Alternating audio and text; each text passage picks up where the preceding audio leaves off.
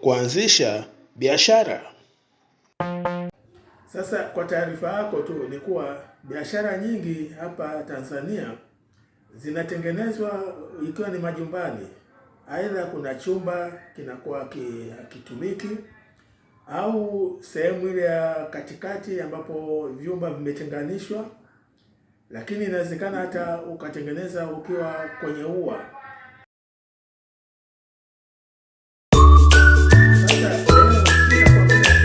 Mashine, bali nitakwambia biashara 7 ambazo unaweza ukazifanya kwa kutumia mashine ndogo ndogo, ambapo mtaji unakuwa ni mdogo lakini faida ni kubwa. Na mashine utakazotumia nyingi ni za mtaji mdogo tu, hazizidi Laki3. Kwa hiyo unakuta mashine moja gharama yake haizidi Laki3, ambayo unaweza ukaitumia kufanya hizi biashara. Sasa kuna mabadiliko makubwa yamefanyika hivi karibuni, ambapo biashara sasa nyingi zinafanyika, au biashara zinazohusiana na kutengeneza kwa kutumia mashine zinafanyika ikiwa mtu mhusika yuko nyumbani. Sasa ngoja nikueleze mambo matatu kuhusiana na hizi biashara za kutengeneza bidhaa kwa kutumia mashine ndogo ukiwa nyumbani. Sasa mambo matatu ambayo yamefanya hizi biashara kuwa maarufu ni kama ifuatavyo. Kwanza ni gharama za mapango kwa ajili ya fremu au sehemu ya kufanyia biashara, au wengine wanasema sehemu ya kuweka duka. Gharama zimepanda sana kiasi ya kwa sasa hii inasababisha watu waangalie uwezekano wa kufanya biashara wakiwa majumbani. 2 ni WhatsApp au social media imeingia. Duka lako linakuwa liko kwenye WhatsApp au kwenye Facebook. Kwa hiyo haya tunaita maduka ya online, ambapo watu wanaona kila kitu. Kwa hiyo huhitaji kuwa na duka ambao unailipia kodi. Na 3, mahitaji ya bidhaa za asili yamekuwa makubwa sana. Wengine wanasema bidhaa ambazo ni organic, yaani bidhaa ambazo hazikuchanganywa makemikali na nini. Mahitaji yamekuwa makubwa sana, na hii imesababisha hivi viwanda ambavyo vinaanzishwa majumbani vimeshamiri kweli kweli. Sasa biashara ya kwanza ambayo unaweza ukaitengeneza ukiwa nyumbani ni sabuni ya maji. Hii ni sabuni ya maji ambayo inayotumika kuosha vyombo majumbani au kusafisha magari na vitu kama hivyo. Hii sabuni ni maarufu sana. Sasa kuhusu mashine, ni mixer tu ya kawaida unaweza ukaitumia kufanya hiyo biashara. Pia unaweza ukatumia blender kubwa, mashine ya blender kubwa. Na bei ya hivi vifaa hivi ina range kati ya shilingi 30,000 mpaka 60,000. Tayari unaanza biashara. Sasa kuhusu malighafi ni kama ifuatavyo.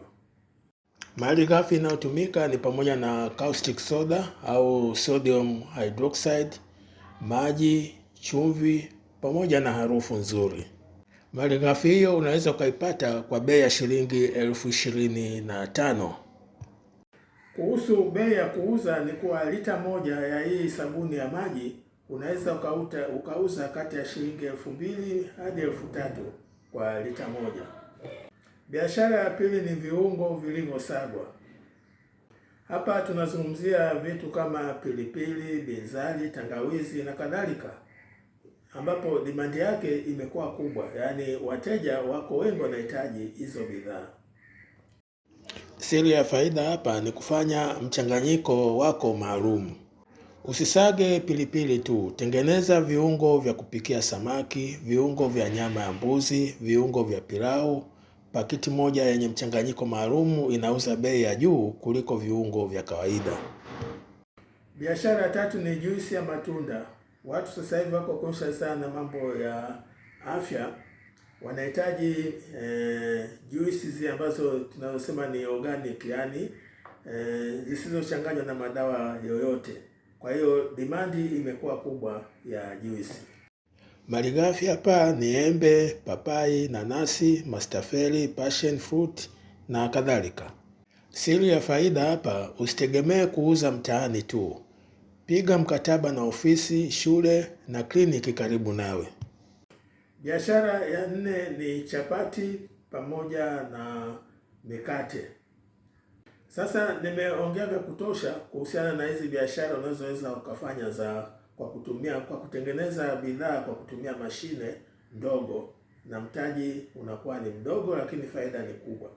Sasa nina wito, naomba ubonyeze hicho kibatani cha subscribe, lakini pia bonyeza kibatani cha like, na mwisho bonyeza kibatani cha share ili wenzio nao waweze kuona hiki kipindi kinachohusiana na biashara zinazotengeneza bidhaa kwa kutumia mashine ndogo na zikifanyika majumbani.